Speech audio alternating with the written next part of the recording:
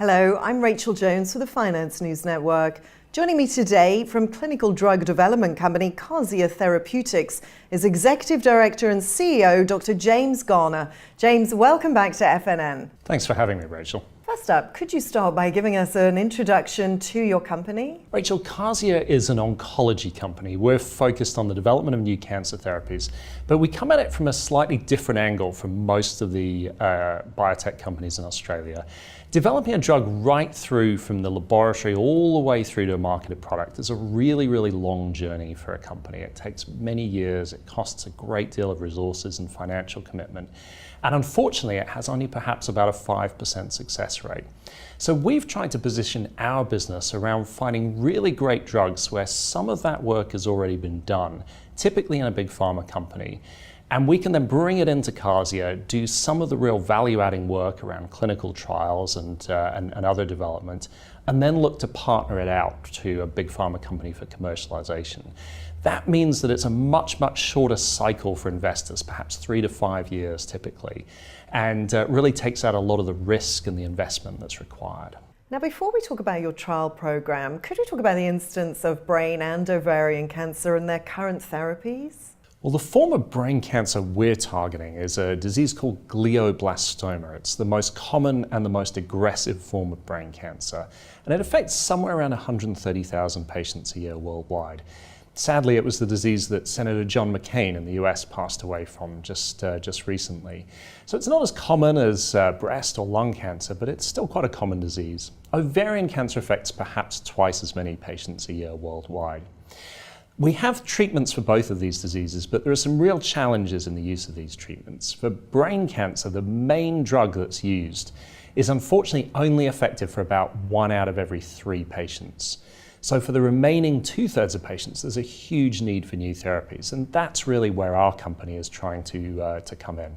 And now to your portfolio, could you start by giving us an update on the drug candidate for brain cancer? Our brain cancer drug, GDC84, is in a phase 2 clinical study. So we're currently treating patients. The study's running at the moment wholly in the United States. And we're expecting to see some data from that probably early next year, some initial preliminary data.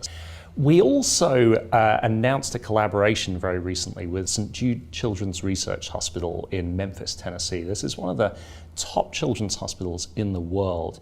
And they're looking at GDC84 in a form of childhood brain cancer as well. So we actually have 2 clinical trials ongoing now. And could you provide an update on the drug candidate for ovarian cancer? Cantrixil, our ovarian cancer drug, is in a phase 1 clinical trial at the moment. That's taking place in the United States and Australia. That study's been underway for about 18 months, and we're actually starting to see some data readouts now. It looks like the drug has a very acceptable safety profile, and we've now just moved into a period where we're looking to get a more definitive efficacy readout on the drug. And James, now let's turn to your finances and share price. What is your cash position and where will that take you? As of 30th of June 2018, we had $9.3 million in current assets. Now that includes about $6 million in cash and about $3.3 million in receivables, prepayments, that sort of thing. On top of that, we have about $3.5 to $4 million worth of securities in another ASX-listed biotech company called Noxapharm, which is an asset that we can monetize at our discretion. So putting it all together, we have a war chest, if you like, of about $13 million upwards.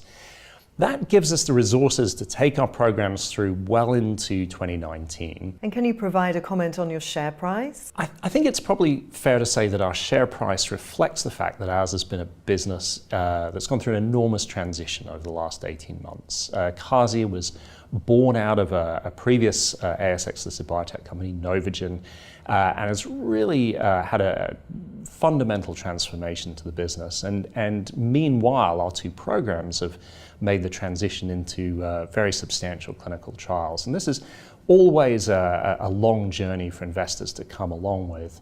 But I think we're now right where we want to be in the business, and I think that's something that hopefully in the coming months will be reflected in the valuation of the company. And last question, James, what can investors expect in terms of news flow over the next year? Rachel, it's a great year ahead for Kazia. We have now 2 clinical programs ongoing, so we'll be seeing data readouts from both the GDC84 brain cancer program and the Cantrixil ovarian cancer program.